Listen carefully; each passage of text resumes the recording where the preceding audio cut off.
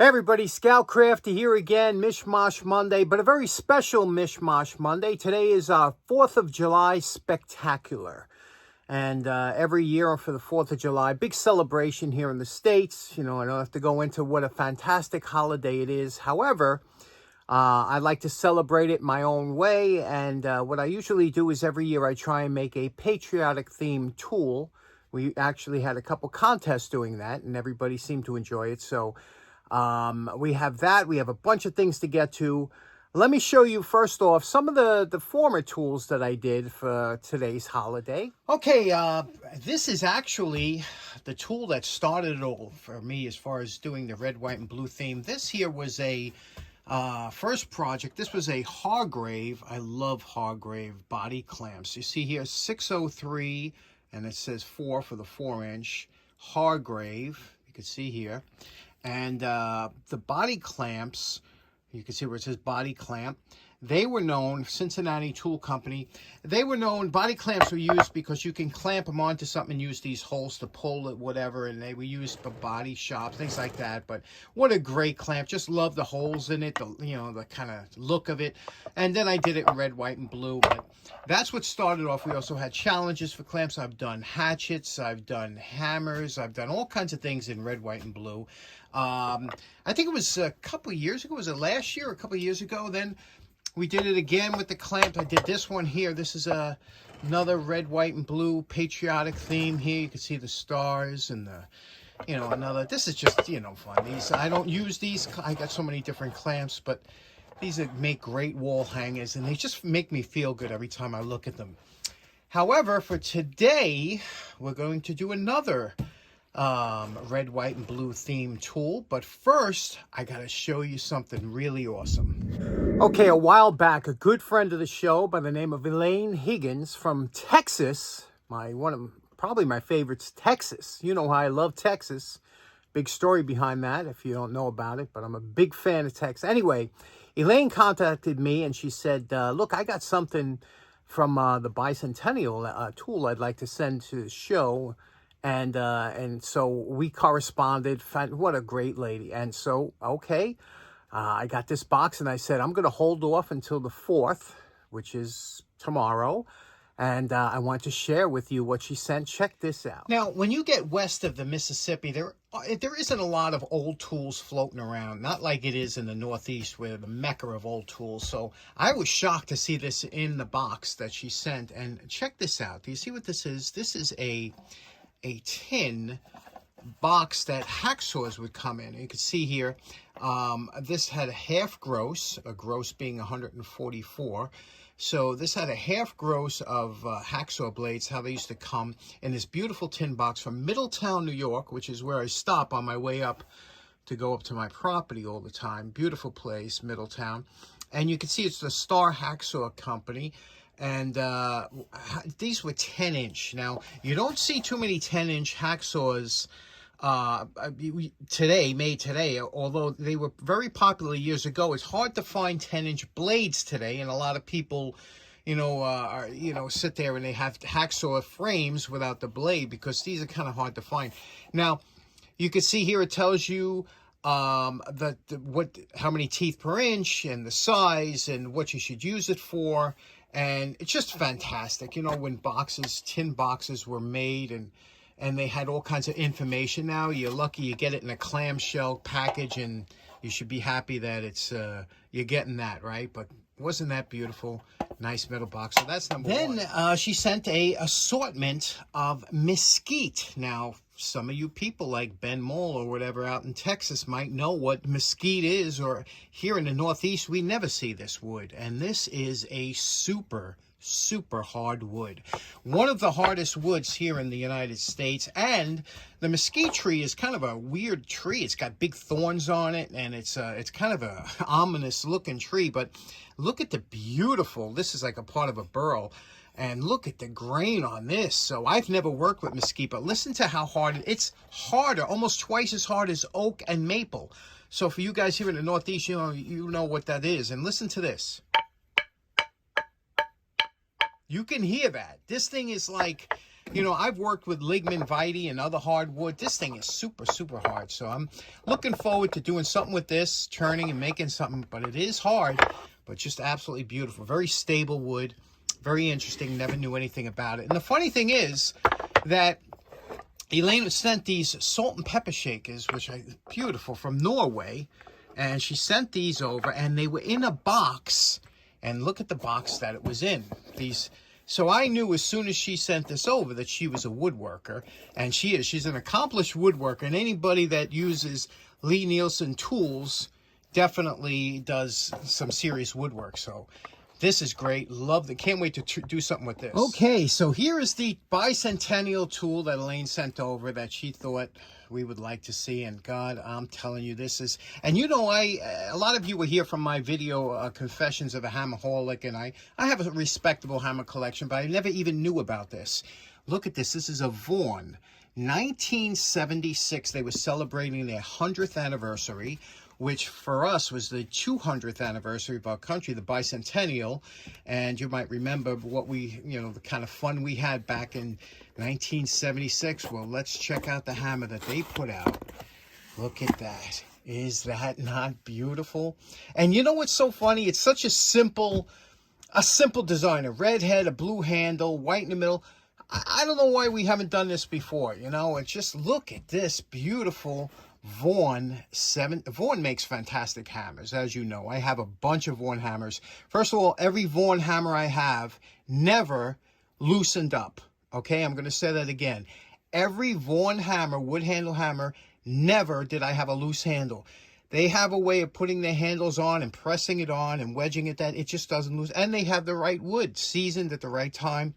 But look at that. Look at that handle, the way it's carved out, and the beautiful colors that they... I know some of you guys right now have just stopped what you're doing, went on eBay, and typed in Vaughan 1776. And yeah, there is one on there, but they're not cheap. And let me tell you, but this is absolutely beautiful. And I'm thinking that we should make a couple of these. You know, people on the channel should get a nice blonde wooded handle, a hickory handle, do the bottom blue, do the top in red, and have our own patriotic hammer. So, Elaine, thank you so much. This is absolutely beautiful. Absolutely love it, and appreciate you sending it in. Okay, next up, real quick, you remember this box from last week. This was a Homebrew Timer mechanism, but this timer mechanism probably came off a stove. They were real big back then, but we have the timer mechanism that was homemade into a box, and I couldn't show you how it operated because I didn't have it set correctly. And a good friend of the show by the name of Toby happened to point that out right away, that this position here, there's a 3-position switch. It's off, on, or auto. It's got to be set to auto. So now we have it set to auto. I have the alarm set to 8 o'clock, and we'll advance it to 8 and see if it works. Okay, so let's do that. And there we go. So it does work. You just have to set this, and then you shut it off this way. How cool is that? So Toby, thank you so much for pointing that out. I didn't even know that. Outstanding, it works. Okay, for today's project, you remember our good friend Adam. We met over at Elephant Trunk at the flea market. Adam had donated this to the show, and I wanted to do this up in red, white, and blue for our 4th of July spectacular.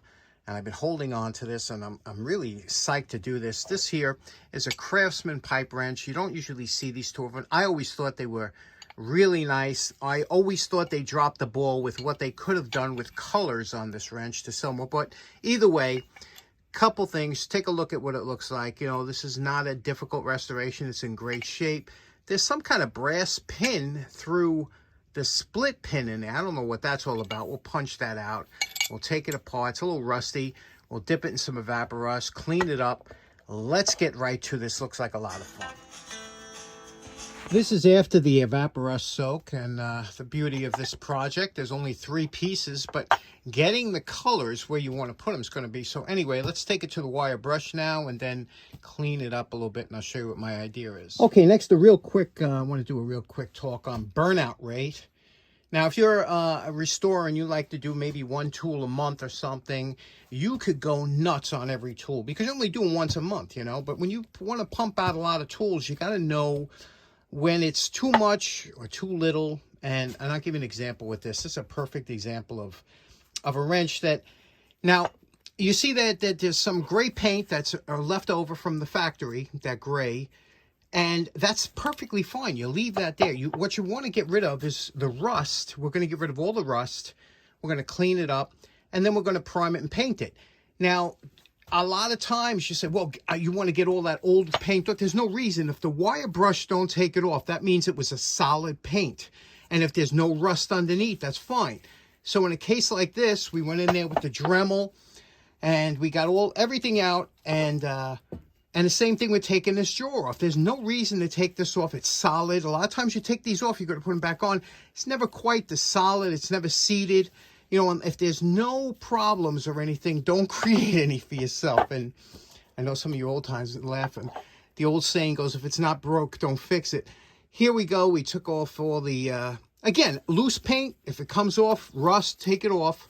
But other than that, just let it go. The reason we don't go crazy we're going to take that down and make this, not try and smooth out the forge marks because we're not going to paint that. And this comes out nice, doesn't it always? We'll go inside with the wire brush again, but there we go. Now, we have to figure out what kind of paint scheme to do, but before we do, I want to see all the forge, you know, and over here you can see we had some inclusions like here. There's a little, see that? Now that's no problem. You fill that in and you won't see it, you know. But what we have to do is that's kind of a ugly forging, isn't it? Paint covers up so much, but we're going to get rid of that and make this nice. Let's get to that. Okay, we mounted the wrench into our Stanley corner vise, and now because this wrench is tapered here, remember, it's always a good idea to put a little bit of extra wood on this side so that you have a nice solid, you know, you're not going to be putting a lot of pressure on here, but you don't want to put too much, cock the vise by having it clamped down on the thick piece, and when you have a piece over here that isn't gripping. So, and you can see the handle is really beat on here. Now what we're going to use is start off with a 60 grit. This is a new disc I'm trying. I never tried these before. They're kind of thin, so I don't know how they're going to last, but it says long life. It was an Amazon special. We'll give that a shot. You can see what they look like here. 60 grit. We'll take this down.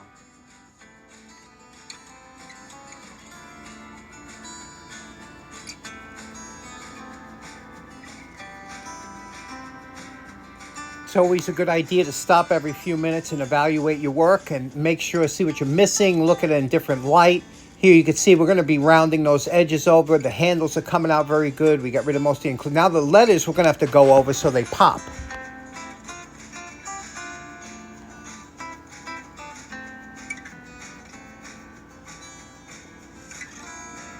Okay, here we go. This is with the coarse disc. Then we went with a fine disc to get the coarse scratches out. We'll finish this up with the belt sander. Now you can see what I was talking about getting those letters so that they pop later on, you know. But when I was doing this, I noticed, which I didn't notice before, there's a slight bend. Do you see that bend to the right? The tip? You know what that means, right? Everybody's favorite. The dake. And, well, I got to tell you, it's a little messy, but here's the setup. Let's take a look. We got blocks. Remember where it's bent here. You have to look down. See where it's bent? Okay, so we got 2 blocks of wood here. This block is thinner because it's, you know, we got to press down here. We can't press too hard. Remember, these are, you know, they're not made for side-to-side force. So you got to go very easy. And we'll put a block of wood here and see what happens. Okay, here we go. Now, it's always a good idea to double check. Make sure you bend it the right way. Let's see how much we're going to do. Okay, that is 1 ton. I can't even see if it's really bending much, but we'll go a little bit more and then we'll raise it up. I don't think we don't want to put too much pressure on this. Let's raise it up. I don't think we went too far. Okay, we just moved it a little bit. Let's go a little bit further.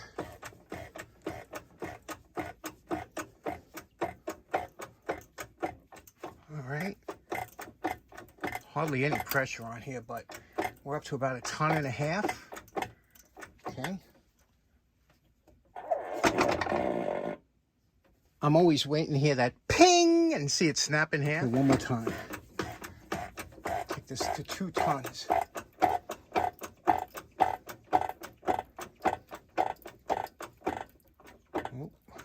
The wood is giving, you could see. But we did go a little bit. Okay, it don't take much. You can see here, looks straight enough for me. Good enough for government work. Let's get back to sanding.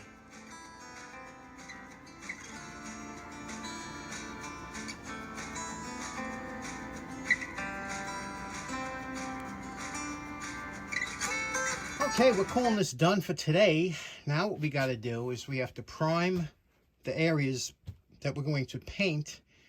And then we have to, the hardest part of this whole wrench is figuring out what colors go where, because I want to do red, white, and blue. I was thinking red in the handles. It's got to have a blue feel, but I don't know where the white goes. You got to be careful. I don't want the white too close to the surface. It gets dirty.